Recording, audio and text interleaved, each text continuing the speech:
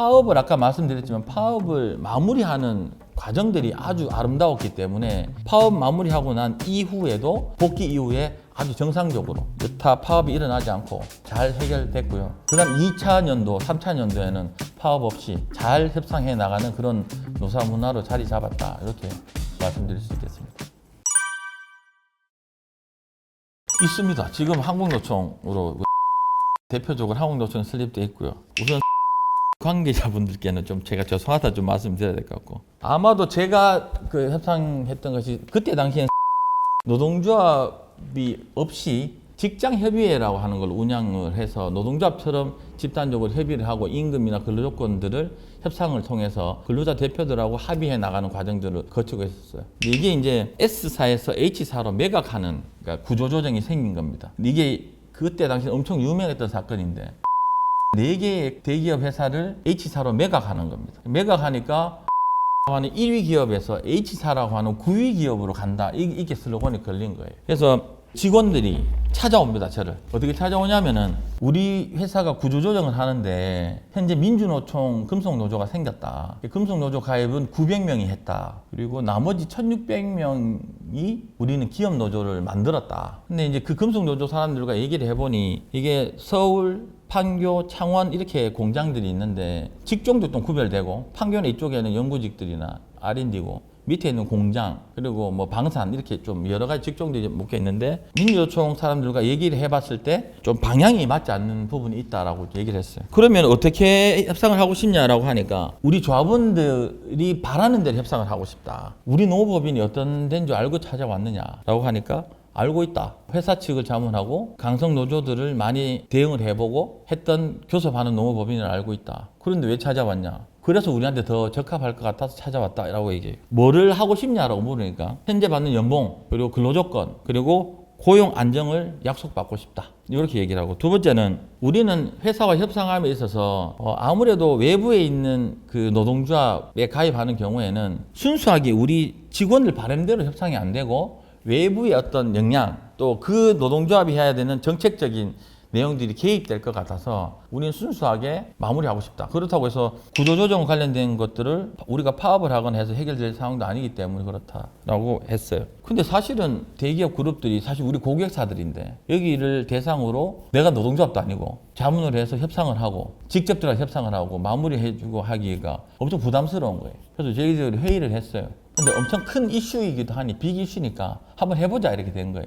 자, 그래서 이제 다시 노동조합 불렀죠. 그래서 이랬습니다. 자, 우리도 조건이 있다. 우리 노무법인은 일단 준법, 비폭력, 평화적인 합리적 교섭에 의한 협상 마무리를 해야 된다. 어떠한 불법 행위도 해도 안 된다. 근데 이미 노동조합이 900명이라고 하는 금속노조가 설립되어 있는데 니네들이 1600명의 조합원을 가지고 복수노조에서 대표노조가 됐다 하더라도 아마도 교섭하는 과정에서 니네들 1600명 중에서도 이 강성노조에 이탈하는 사람과 강성노조가 얘기하는 주장하는 거에 대해서 동조하는 사람과 부하내동해버려 가지고 더 강성처럼 가야 된다는 것이 생길 건데, 생길 때라도 정확하게 아까처럼 준법하고 비폭력적이고 협상을 우선적으로 해서 마무리할 수 있다는 약속을 해주면 함께 해보겠다라고 얘기를 했어요. 그러니까 생각해보겠다고 해서 간부들이 약속하겠다고 왔거든요. 그래서 함께 했던 적이 있습니다. 단지 부드럽고 합리적인 노조를 하더라도 강하지 않은 게 아니다. 충분히 강할 수 있고 파업을 하지 말라는 것이 아니다. 정확하게 있는 노조법에 있는 파업을 하면 된다.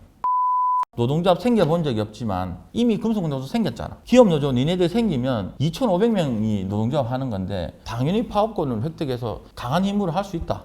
그렇지만 합법적으로 하면 좋겠다라고 해서 노동조합 만들었고 교섭 직접 들어갔고요. 파업 2달 했습니다. 아주 적법하게. 평화적으로. 이 과정에서 S사에서 H사로 이제 완전히 매각됐어요. 매각돼서 물론 교섭의 마무리는 H사하고 했지만 이 노동조합하고 하면서 최초의 노동조합, 적법한 파업, 최초의 단체 협약을 맺은 사례다 이렇게 좀 되게 자부심 있게 생각을 하고요. 여기에 대한 어떤 근로조건의 차이는 없이 그대로 고용 유지 조건, 임금 근로조건 그대로 유지, 포괄 양수도 하는 게 하고 맺었고, 그리고 위로금도 한 2천에서 4천만 원 평균 근속별로 추가로 받았습니다. 이 부분에 대해서는 사실상 H사, S사에서 아마 통 크게 좀 많은 양보를 해주신 것 같고 또 그거 속에서 평화적으로 잘 된 것 같습니다. 그래서 파업을 아까 말씀드렸지만 파업을 마무리하는 과정들이 아주 아름다웠기 때문에 파업 마무리하고 난 이후에도 복귀 이후에 아주 정상적으로 여타 파업이 일어나지 않고 잘 해결됐고요. 그 다음 2차년도, 3차년도에는